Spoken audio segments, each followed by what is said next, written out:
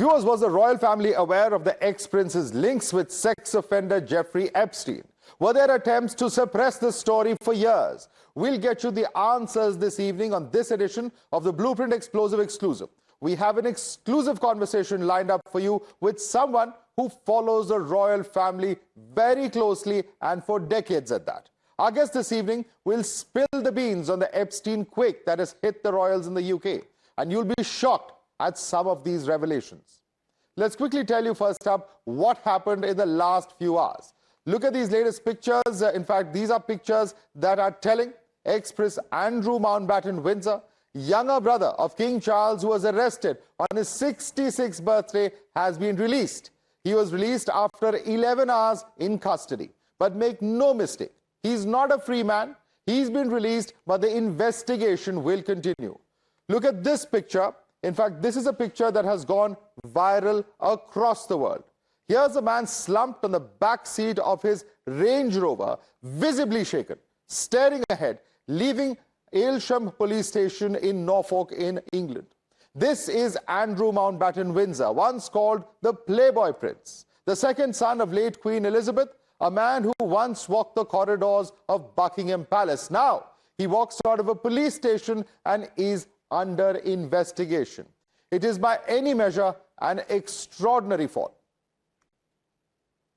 So what exactly are the charges against the ex-prince? Andrew Mountbatten-Windsor is under suspicion of misconduct in public office, specifically when he served as Britain's trade envoy. He's alleged to have leaked confidential government documents, and those documents allegedly went to convicted sex offender Jeffrey Epstein.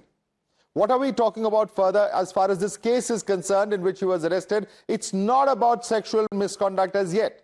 It's about alleged betrayal of public trust, about a royal insider allegedly feeding sensitive government information, one that is in the interest of the nation and of its security, to one of the most dangerous criminals of our time. Now, the Thames Valley Police have questioned him through the day yesterday, searched his residence in Norfolk, home to the Royal Sandringham estate. Searches were also carried out at Berkshire, and now he's been released, but stays under investigation. Now, US President Donald Trump has reacted. Trump, who himself has been photographed with Epstein at Mar-a-Lago as far back as 1992, called Andrew's arrest a shame. Donald Trump said, and I quote, "I think it's so bad for the royal family." Listen in.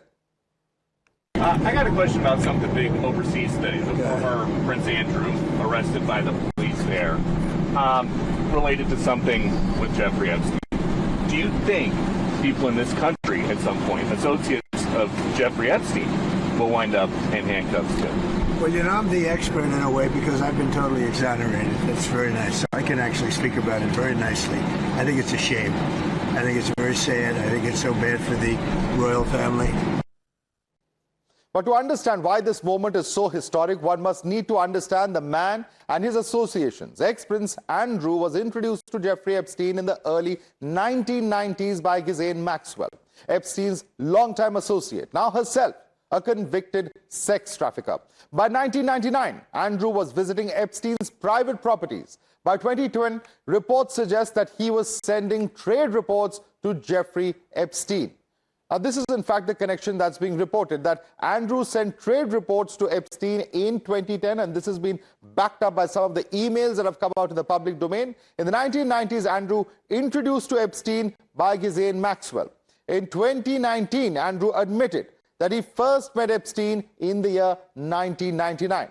In 2011, a letter from the private secretary shows Andrew knew Epstein since the early 1990s. In 1999, Andrew also visited the private property of Epstein, and reports also say that Andrew invited Maxwell and Epstein to the Balmoral Castle in Scotland. In the early to the mid-90s, Andrew traveled on Epstein's plane with a 14-year-old girl, is another charge that has come out in the public domain. Now, in 2021, a civil lawsuit was filed against Andrew by Virginia Giuffre, alleging sexual abuse on 3 occasions, all when she was under the age of 18. Andrew rejected every single charge. The case was eventually settled out of court, but Virginia Giuffre never stopped fighting. She became the face of Epstein's survivors, a woman who dared to take on a royal. Tragically, Virginia Giuffre died by suicide in the year 2025. She did not live to see Andrew facing the law, but her family did. Let's now welcome our guest this evening. We're joined by Andrew Lownie. He's a well-known author and a historian. He's someone who follows the royal family, has written several books and has tracked them very closely for the past several decades. Thank you so much, Andrew Lownie, for joining us this evening. Let me begin by asking you about the arrest of former Prince Andrew.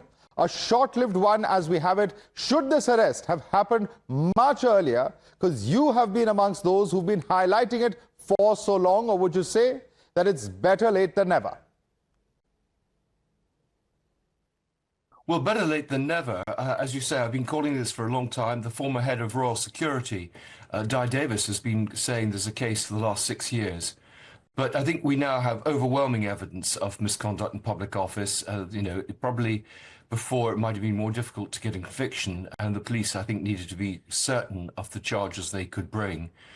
We have to remember there's also a lot of evidence to support sex trafficking allegations, and I suspect that that will be the next stage of the investigation. But this is a much easier one for them to get a conviction on. But can you tell me what prompted the action now? Was it the release of the Epstein's files itself? Has something else changed now in the public domain? Do you believe that British authorities already knew? Well, I think the Epstein leaks clearly gave the damning evidence and really raised public concern that nothing was being done. So I think the drip feed every day of new evidence of his misconduct, I think, put pressure on the government and the palace and the police. But yes, they've all known about this for years and chosen to turn a blind eye. But, it's good at least that something now is happening. All right. On the one hand, there are allegations of sexual misconduct in the past. How complicit is Prince Andrew in being a participant in Jeffrey Epstein's crimes that included sexual exploitation of women, minors, as well as sex trafficking, in your view? Yes, well, I think, a lot of women were trafficked to Andrew. We've just had some new evidence of a woman taken to Royal Lodge and given a tour of Buckingham Palace. And I hope that others will come forward, or from the police investigations, they will find other women. It is a crime to benefit, in effect, from sex trafficking, which is what Andrew has done. And we can only wait to see what the police uncover in their investigations. However, Mr. Lownie, the former Prince Andrew has vehemently denied all these allegations on multiple occasions. Was there ever any doubt in your mind about his alleged complicity? No, he's denied these allegations for years in the face of mounting evidence, evidence that I found from my sources. I talked to 300 people for my book, spent 6 years, or 5 years rather, researching it. The evidence was there. He just simply denied everything, but it was clear time and time again he'd been caught lying, not least in his Newsnight interview. Mr. Lownie, recently Andrew's been stripped of his royal titles, and now the royal family has even promised to aid in the investigation. However, do you seriously believe that the royal family in any way had earlier tried to protect him or suppress the investigation? Yes, I think there's a lot of evidence that they tried to suppress the story for years, right to the very top. People came and complained to the Queen about Andrew and they were sent away. We know that journalists who raised the story, there were denials, then legal threats. There were strong-arm tactics, refusing access to members of the royal family unless particular investigations were dropped. So yes, the royal family have protected him for a long time, and it's good that they've stopped doing that, but they must now be very clear that anyone who has any evidence to give for this investigation must now talk to the police. Now, did these allegations of sexual misconduct involving the former Prince Andrew also extend to Buckingham Palace? I have no evidence beyond the research I've done on Andrew, but clearly, women were being let into Buckingham Palace. There were lapses of security there. The policemen would say that they had no choice, that Andrew was the boss or had the ear of the Queen, and they just had to let these people in. Now, these Epstein files themselves also disclose multiple correspondences involving financial transactions when Andrew held public office as the UK's special trade representative. Now, in one such email, that is from the year 2010, he's seen discussing the restructuring of the Royal Bank of Scotland with a UAE-based financer. The RBS at that point of time was largely held by public shareholders. Do you believe that this also constitutes a financial misconduct that UK authorities might now be seriously thinking about investigating? Absolutely. I mean, I think, it was a very sensitive time during the banking crisis. I think there are a whole series of charges that could be laid onto him for financial misconduct, quite apart from misconduct in public office. And I do think that Her Majesty's Revenue and Customs should be looking at him, as well as the National Crime Agency and the various police forces. Right. Similarly, there are also emails that talk about setting up of offices in London and China to lure investors in furtherance of Andrew's personal financial dealings while he held a public office simultaneously. Do you believe that this too would be in the ambit of the investigations in such cases? Yes, I think that is very much part of the investigations. I mean, I think what's come out from these Epstein leaks is just how wide his activities were. These weren't isolated incidents. He tried to capitalize on every single piece of information that came across his desk for his own personal gain. Andrew Lownie, do you believe that as a public official, the former Prince Andrew divulged sensitive trade information to the likes of Epstein and others, as he's been accused of in this case? And if so, can you elaborate? Do the emails specify, and are they enough in terms of evidence? Yes, well, I mean, if one goes through some of these Epstein leaks, and I haven't been able to go through all 3 million pages, there are countless examples of him sharing information with Epstein, people like David Rowlands, his business associate, and others. Epstein kind of was the ringmaster and kind of directed him. But basically everything that Andrew was seeing, he was finding some way to use. So there is, in your view, sufficient cause or evidence for the UK authorities to also invoke the Official Secrets Acts against him? Yes, I think there is a strong case for treason and breaking the Official Secrets Act. I mean, there was confidential information to do with, for example, the military and foreign policy. So, yes, I think that's certainly an area that they need to look at. In what we've seen thus far, the UK authorities have released a sort of a generic statement wherein they do not specify the crimes that he's suspected of, except for the fact that they've used the word misconduct while in public office. What do you think we're looking at here? Because sexual misconduct is one aspect of what the allegations are in the public domain. Financial misconduct is also being spoken about, or are they both?